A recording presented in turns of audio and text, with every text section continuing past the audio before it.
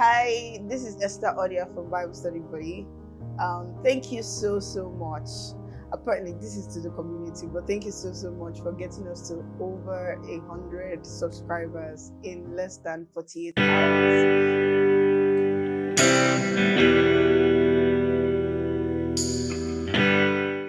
We said that, as a gift to the 100 plus subscribers that we have, we'll be doing fire questions.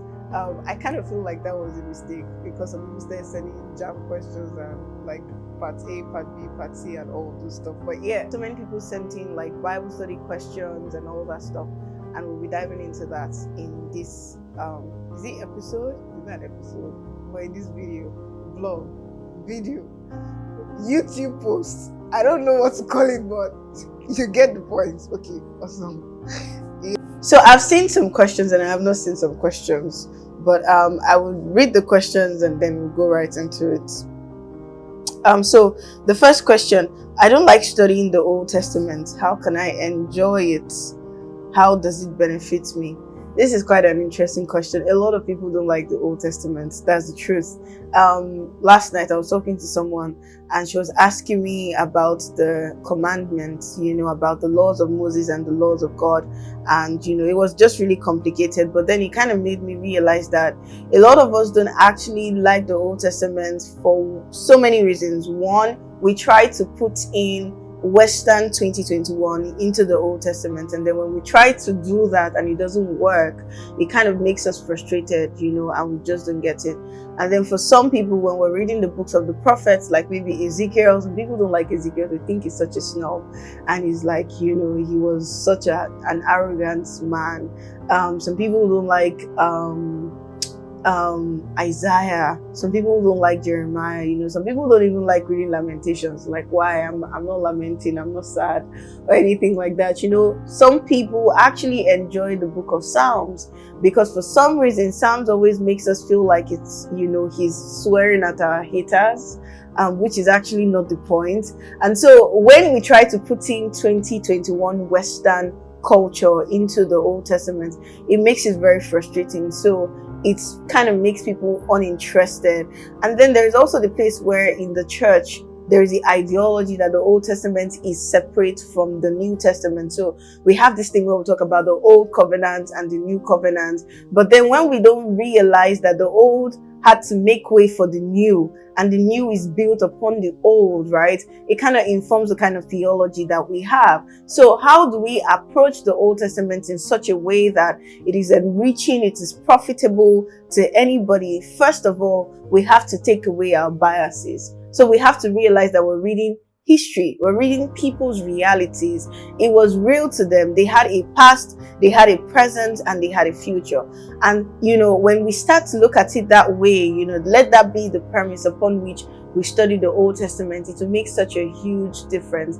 And then secondly, we have to realize that reading the Old Testament or studying the Old Testament, we're actually looking at the foundation for the New Testament, right? So look at the Old Testament like the DNA and look at the New Testament like the protein. Without the other, none will make any sense. The DNA makes no sense without the protein makes no sense without DNA. So when you're studying the Old Testament, it's very, very important that you realize that, take away your biases, but then also look at the foundation upon which the New Testament is built on. And a fun fact is that every single thing that Jesus spoke about was taken from the books of the prophets, which is, the books of Moses, the books of Psalms, and, Jeremiah, Isaiah, most of the times.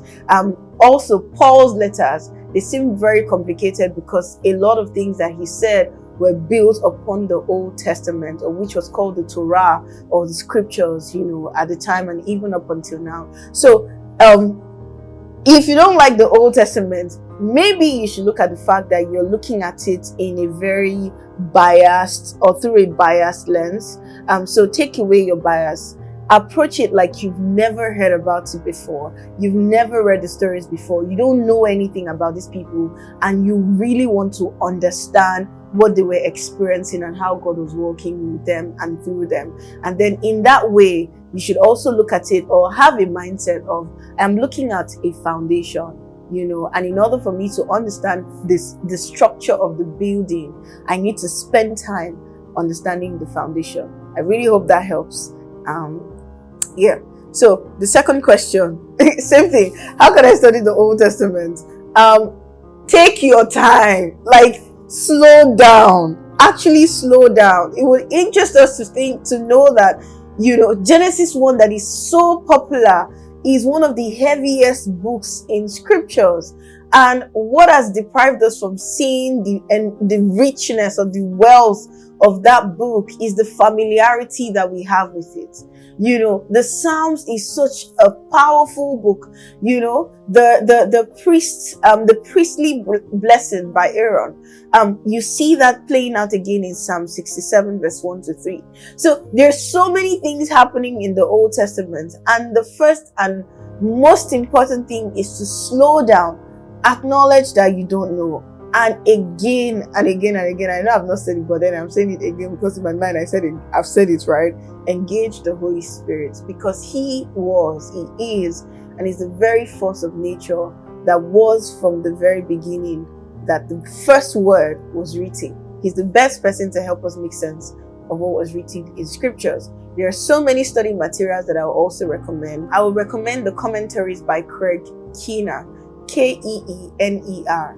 He has such an amazing commentary and quite trustworthy. So, look for commentaries, but then don't build your theology or your understanding on what people have said.